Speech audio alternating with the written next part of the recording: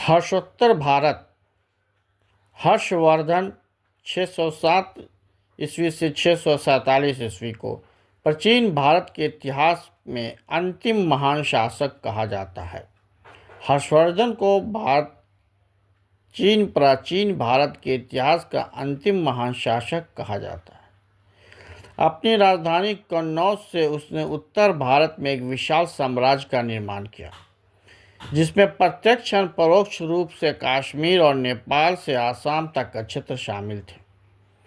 किंतु नर्मदा नदी को पार कर दक्कन और पश्चिम भारत में सत्ता विस्तार के उसके प्रयास को चालुक्य शासक पुलकेशिन द्वितीय ने सफल नहीं होने दिया। हर्ष बौद्ध धर्मावलंबी था, मतलब कि हर्ष जो था बौद्ध धर्म को मानने वाला था और उसने बौद्ध धर्म को प्रशय और प्रोत्साहन दिया। उसकी दानशीलता की प्रशंसा समकालीन चीनी यात्री युएन चांग ने विस्तार से की है। हर्ष एक लेखक भी था और विद्यानुरागी भी, माने कि ये काफ़ी विद्या का अध्ययन करने वाले व्यक्ति भी थे। उसके समकालिक इतिहासकार वान भट्ट ने अपनी रचना हर्ष चरित्र में उनकी काफ़ी प्रशंसा की है और उनकी उपलब्धियों का वर्णन भी किया है, परंतु यह गौरव हर्ष की मृत्यु के बाद शीघ्र ही समाप्त हो गया। इसका मुख्य कारण यह था कि हर्ष का प्रशासन सामंतवाद पर आधारित था। उसकी मृत्यु के बाद सामंती तत्व शक्तिशाली हो गए और उन्होंने स्वतंत्र सत्ता ग्रहण कर ली। उत्तरी भारत में एक नए युग का आरंभ हुआ। 8वीं शताब्दी के प्रथम चतुर्थांश में 712 में सिंध में अरब शासन की स्थापना हुई, जबकि कन्नौज में यशोवर्मन 725 से 53 में ने सत्ता ग्रहण की। उसने मध्य तथा पूर्वी भारत में अपनी शक्ति का विस्तार किया, अरबों को आगे बढ़ने से रोका तथा चीन के सम्राट के साथ राजनयिक संबंध भी स्थापित किए। उसकी मृत्यु के बाद फिर एक बार कन्नौज में अराजकता फैल गई। लगभग 2 दशक के बाद वर्जा युद्ध ने कन्नौज पर अधिकार कर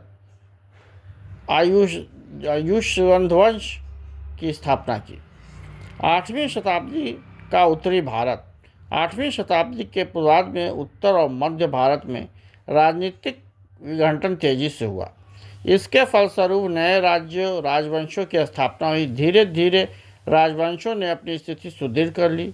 ये 3 राजवंश दक्कन के राष्ट्रकूट, पूर्वी भारत के पाल तथा मध्य और पश्चिमी भारत में प्रतिहार। कालांतर में तीनों राष्ट्र कन्नौज पर अधिकार के लिए संघर्षरत रहे, मतलब कि आपस में संघर्ष करते रहे।